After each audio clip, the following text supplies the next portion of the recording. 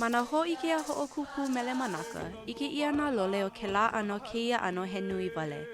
I loko no kou I o nā lole, he oi aku ka waiwai o ke kumu a me ka mana'o o ke ano lole e komo ia no ke lā me kia mele. The pa'u was one of the more important a'ahu that we have. There was always a different type of pa'u for different kinds of meles. When you kakura pa'u, it's your commitment as far as a dancer is concerned. Koi aku o kumunalani ka ana mauhaumana e hana I ko lākou lole pono I iho no. O iai, he mea ia e mohala piha pono ai kona ike no ke mele a maka hula holo o koa. I ko mana'o ma leila no ke kalana kila I loko ka ho'omakaukau, ka hana ana, a leila ka ho'ohana ana. A o ia ke ia mau mea a pili no hoi ko kākou hula ana.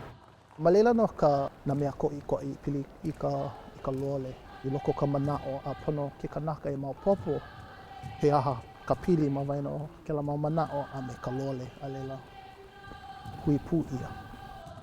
No ke ia makahiki, ua ili ke kule ana o ke koho I ke ano a me ke kaila o ka lole e hana ia ma luna o ana ke kekuhi.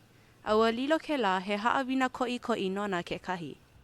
This pa'u is the 5th draft of many pa'us, and the first draft looked nothing like this.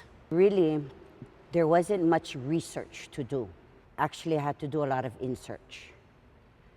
And I had to pull it, and really invoke my dream state to produce something that was suitable. You have to know that the program is about Hi'iaka, her journey. It's about Hi'iaka's conscious journey and her unconscious journey.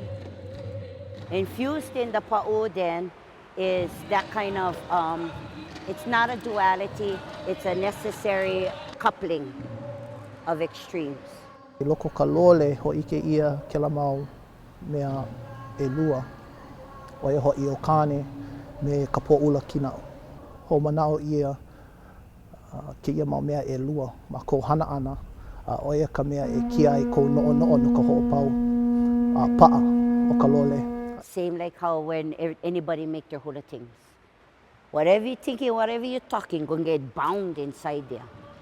Ke ia mau ike a pau, he mea nui ke la no ka hoi kaikana ko kākou hula ana. O ko'u wale no he mahalo nui I ka mea I a'o ia. A pela no wao e pi'i ai ko'u makaukau ma ke la au Hawaii.